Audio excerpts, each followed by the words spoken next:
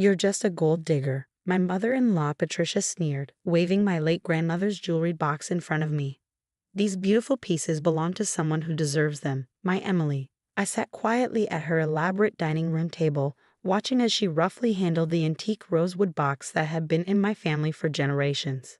My name is Isabella Martinez, and at 34, I was watching my mother-in-law attempt to steal what she thought was my inheritance to benefit her precious daughter. What she didn't know was that I was perfectly calm for a reason. These will help Emily with the down payment on her dream house. Patricia continued, her voice dripping with satisfaction. After all, she's actually blood family, unlike you. She opened the box, displaying the glittering pieces inside with obvious greed in her eyes. I took a sip of the tea she'd served, hiding my smile behind the cup. Are you sure you want to do this, Patricia? I asked quietly. Those pieces have been in my grandmother's family for generations. Oh please, he scoffed, picking up what appeared to be a stunning diamond necklace. Your grandmother was just a small-town jewelry maker. These are probably cheap costume pieces anyway, but they'll fetch enough for Emily's house deposit. If only she knew, my grandmother hadn't been just a small-town jewelry maker. She'd been one of the most skilled artisans in her field, known for her ability to create perfect replicas of priceless pieces. She'd also been incredibly wise about protecting her real treasures. Besides, Patricia continued, her voice sharp, these should have gone to Emily anyway.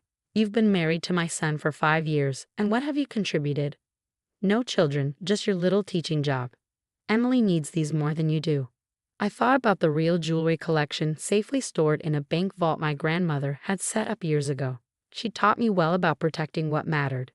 Every piece in that box has a story, I said softly. Are you sure you don't want to hear them before you sell them? Patricia rolled her eyes. Stories don't pay for houses, Isabella. I've already contacted an auction house. They're coming tomorrow to collect everything. She closed the box with a decisive snap. Maybe this will teach you that in this family, blood matters more than marriage. I stood up, smoothing my skirt. You might want to check the box again, Patricia. There's more to it than meets the eye. What are you babbling about? She demanded, but I could see a flicker of uncertainty cross her face. My grandmother always said that true value lies beneath the surface, I replied, heading for the door.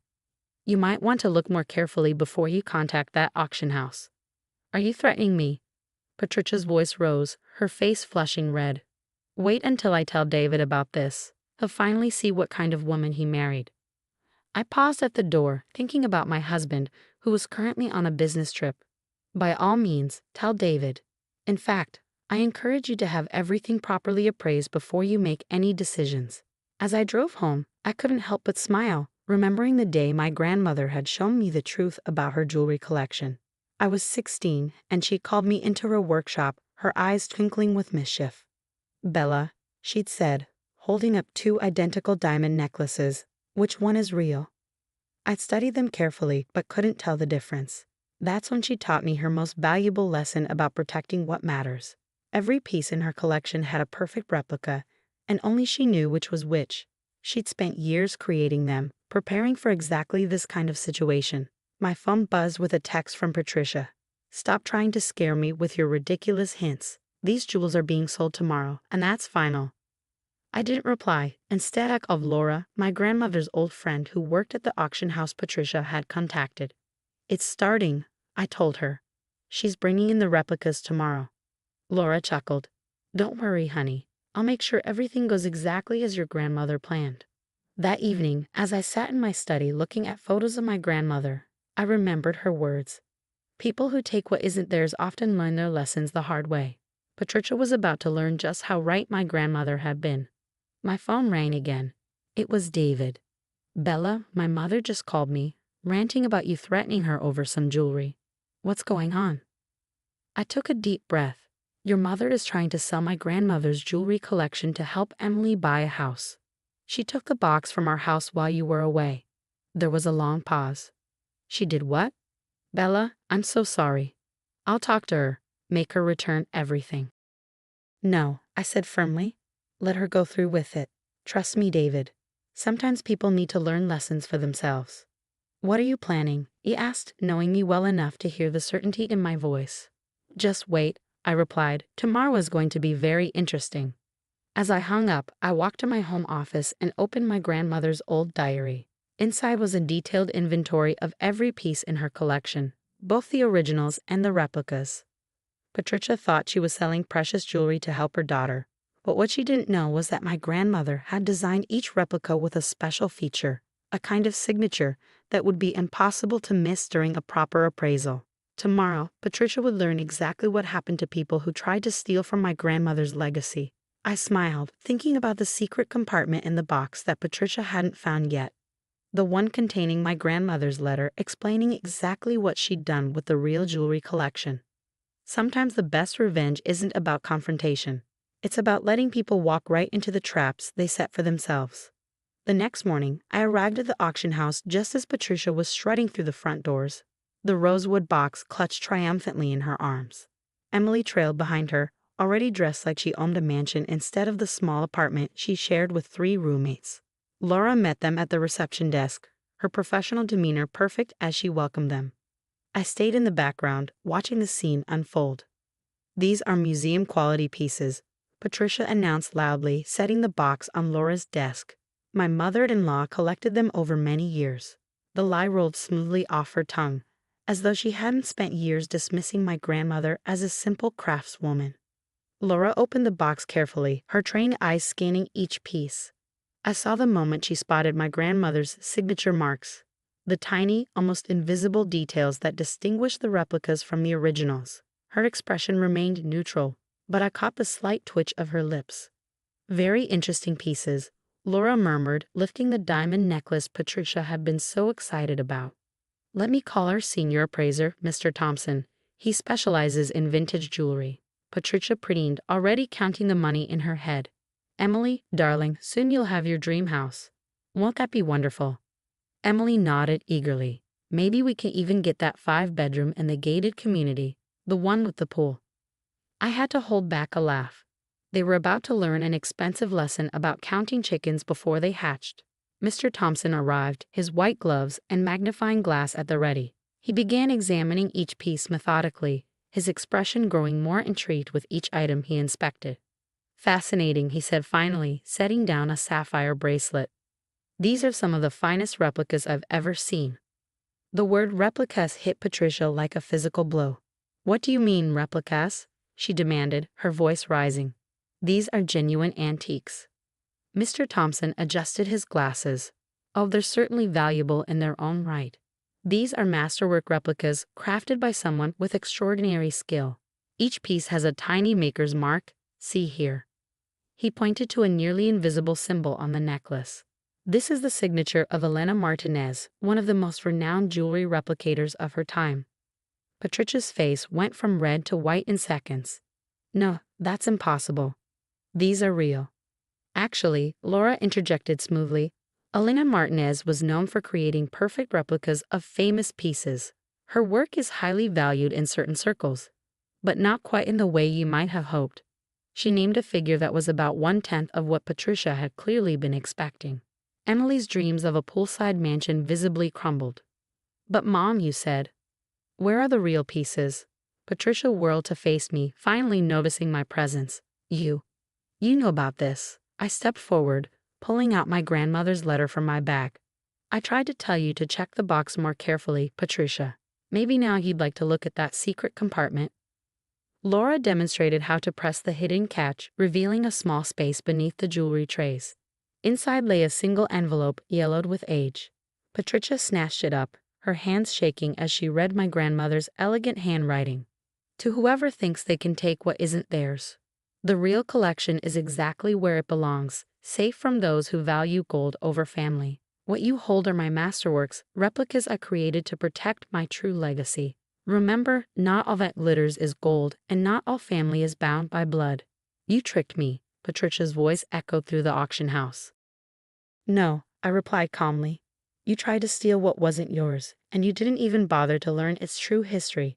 My grandmother spent years creating these replicas because she knew someday someone would try to take advantage of her legacy." Mr. Thompson cleared his throat.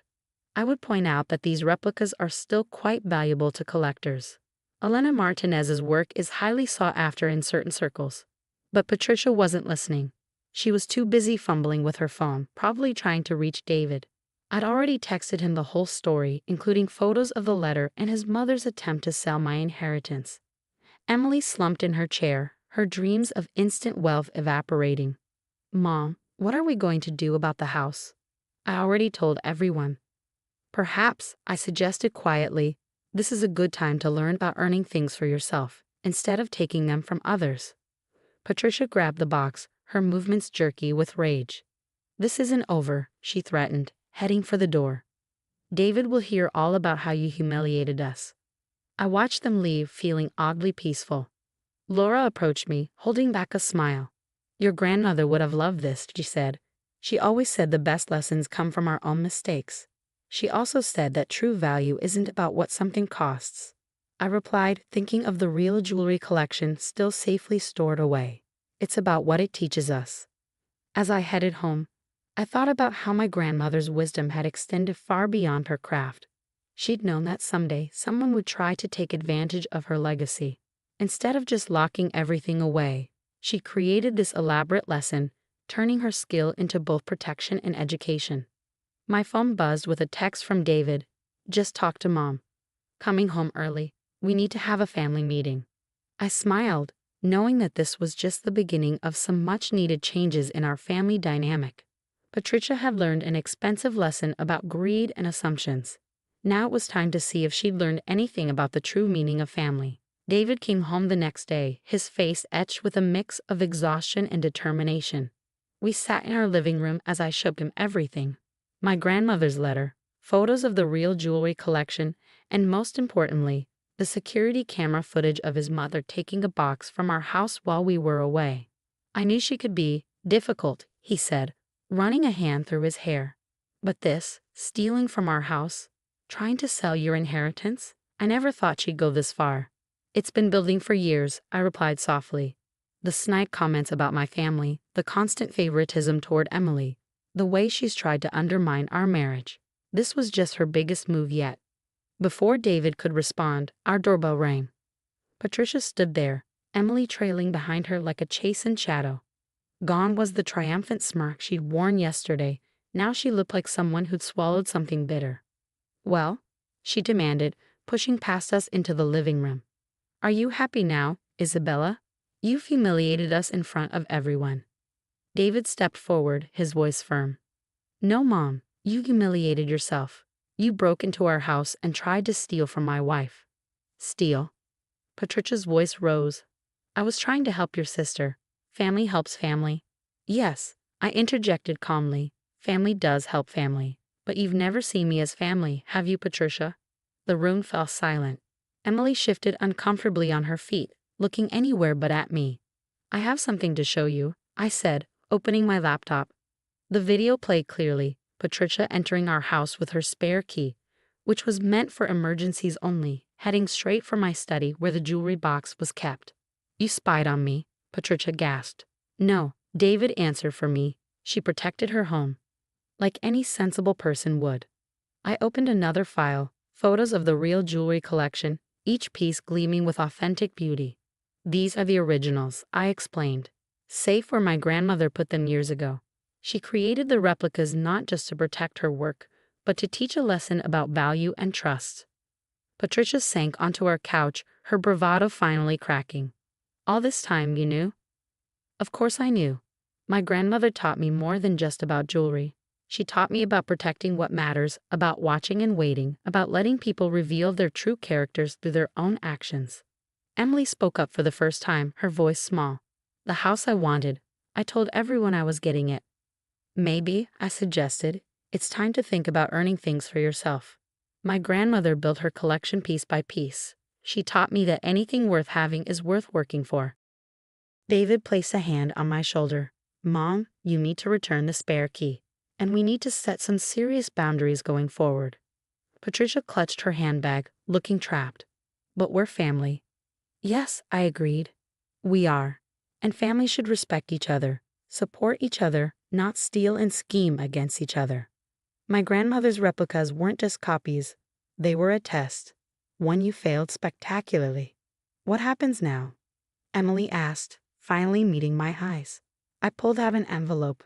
Inside is information about a first-time homebuyers program, real estate courses, financial planning resources. If you're serious about wanting a house, here's how you can work toward it legitimately. Emily took the envelope, her hands trembling slightly. For the first time, I saw a glimmer of understanding in her eyes. Patricia stood abruptly. This isn't what I came for.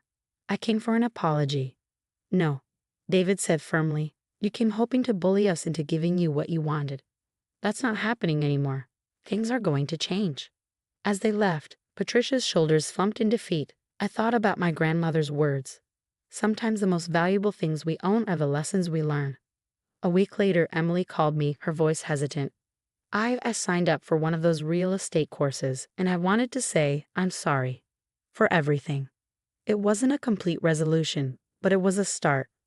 Patricia still avoided family gatherings, nursing her wounded pride, but her power over our lives was broken. David and I were stronger for having faced this together, and I knew my grandmother would have been proud. The jewelry box sits in my study now, filled with the replicas, a reminder that true value isn't always about what something costs, but what it teaches us about ourselves and others. Sometimes the most precious things we own are the wisdom to wait, the strength to stand firm, and the courage to let truth reveal itself in its own time. My grandmother's real legacy wasn't just in the genuine pieces she created, but in the lessons she left behind. Lessons about patience, protection, and the true meaning of family. As I look at the box now, I smile, knowing that its greatest value was never in the jewelry it contained, but in the truth it revealed.